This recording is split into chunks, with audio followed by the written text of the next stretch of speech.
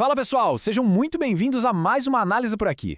Hoje a gente vai desconstruir de uma vez por todas aqueles conceitos centrais de juros simples e compostos. A gente sabe que matemática financeira pode parecer um bicho de 7 cabeças no início, né?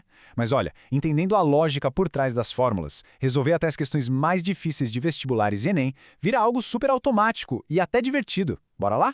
Para começar com o pé direito, dá só uma olhada nessa frase genial do Banco Central do Brasil. Eles dizem que os juros são o valor do dinheiro no tempo. Uma forma maravilhosa de pensar nisso é imaginar o juro simplesmente como um aluguel. Pensa comigo. Se a gente paga aluguel para usar a casa de alguém, a gente também paga um aluguel para usar o dinheiro de alguém por um tempinho. Exatamente o custo para quem espera e para quem pega emprestado. O nosso roteiro de hoje está bem direto. A gente vai passar pelo valor do dinheiro, depois entendendo juros simples, entendendo juros compostos, fazer um embate de simples versus compostos e fechar com aquelas dicas para provas que salvam a vida. Iniciando então com a nossa seção 1, o valor do dinheiro. Antes de sair fazendo conta, a gente precisa dominar o vocabulário básico. O primeiro termo é o capital. Ele é o nosso ponto de partida. É aquele dinheiro inicial, intocado, sabe? Sem nenhuma taxa ou tarifa aplicada em cima dele ainda. É a base de toda e qualquer operação. Depois, a gente tem os famosos juros. Voltando na nossa analogia, os juros são o valor exato, em dinheiro mesmo, desse aluguel do capital inicial ao longo do tempo. Se o capital fosse um carro alugado, os juros seriam um valor pago no balcão da locadora todo mês. E como a gente define o tamanho desse aluguel? É aí que entra a taxa de juros. Ela é o percentual que dita o ritmo da coisa, a velocidade em que esse dinheiro vai se acumulando. E, detalhe importantíssimo, ela está sempre atrelada a uma unidade de tempo, tipo 2% ao mês ou 10% ao ano. O tempo, claro, é exatamente isso, a duração total da nossa operação financeira. Mas muito cuidado aqui, é obrigatório que o tempo e a taxa de juros falem o mesmo idioma. Já já a gente vai ver o estrago que ignorar isso pode causar. Juntando tudo, a gente chega no montante. O montante é o grande objetivo de quase toda questão de prova. Ele é a pilha final de dinheiro, ou seja, é o capital inicial somado diretamente aos juros que foram gerados. O que a gente tinha no começo, mais o que rendeu no caminho. Simples assim. Beleza, vamos para a nossa seção 2, entendendo juros simples. Aqui a gente vai ver o dinheiro crescendo em linha reta. No mundo dos juros simples, a taxa incide só sobre o capital inicial e ponto final. Para nunca mais esquecer dessa fórmula, é só lembrar do macete clássico J igual a CIT, ou seja, juros equivalem ao capital multiplicado pela taxa e multiplicado pelo tempo. É batata. Dá uma olhada em como isso flui bem nesse passo a passo. Imagine investir R$500 a uma taxa de 2% ao mês durante 4 meses.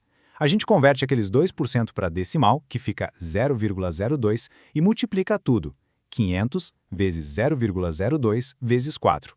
O resultado? Um retorno de R$40 em juros, limpo e seco. No final, o nosso montante seria de R$540. Mas, lembra que eu falei de falar o mesmo idioma? Aqui está a famosa regra de ouro da matemática financeira. Tempo e taxa precisam estar na mesma unidade. Se a taxa está em anos, o tempo tem que estar em anos. Tentar misturar a taxa anual com tempo em meses sem fazer a conversão, olha, a conta inteira desmorona na mesma hora. Avançando agora para a seção 3, entendendo juros compostos. Aqui é onde a mágica acontece, ou o pesadelo, dependendo se a gente está investindo ou devendo cartão de crédito, né? Nos juros compostos, a gente tem os famosos juros sobre juros. O rendimento de um mês se junta ao capital para calcular o do mês seguinte, e é por isso que a fórmula tem aquele expoente t lá em cima. É um crescimento puramente exponencial. O grande segredo dessa fórmula está escondido ali nos parênteses, o chamado fator de atualização, que é 1 mais a taxa. Esse número 1 garante que o capital original se mantenha lá, enquanto a taxa I adiciona o crescimento. Na prática, esse fator é um motor matemático que transporta o nosso dinheiro lá para o futuro. Chegamos na seção 4, simples versus compostos. Bora colocar os dois lado a lado para ver a diferença na prática. Essa tabela não deixa mentir. Pegando R$10.000 a 2% ao mês, nos juros simples, o rendimento é de exatos R$200 todo mês, travado. Mas olha os juros compostos. O primeiro mês dá 200, no segundo já vai para 204. E lá no quinto mês, só aquele mês específico, já está rendendo mais de R$216. O saldo ganha tração e acelera sozinho. E na hora da prova, se cair um gráfico, a leitura tem que ser em 1 segundo. Juros simples, pensa numa rampa, uma linha reta, porque é uma função afim. Agora, juros compostos É uma curva que começa de boa e de repente levanta voo de forma vertiginosa, a clássica função exponencial. Finalmente, nossa seção 5. Dicas para provas. Porque dominar a teoria é vital, mas ganhar tempo na prova é o que garante a aprovação. Sabe aquela pegadinha super comum de pedir o valor de uma dívida que a pessoa resolveu pagar antecipado? Muita gente entra em pânico querendo refazer a conta toda do zero, mas não precisa fazer isso. O truque é usar o nosso parceiro, o fator de atualização.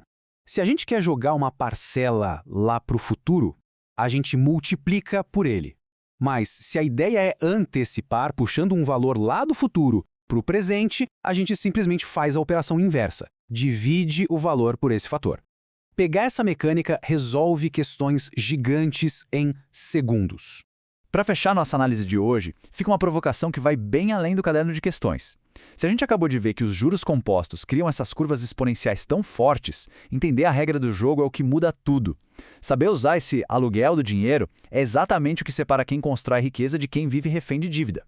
Fazer o tempo jogar a favor, e não contra, é a verdadeira prova que a gente precisa gabaritar no mundo real. Um grande abraço a todos que acompanharam e até a próxima explicação.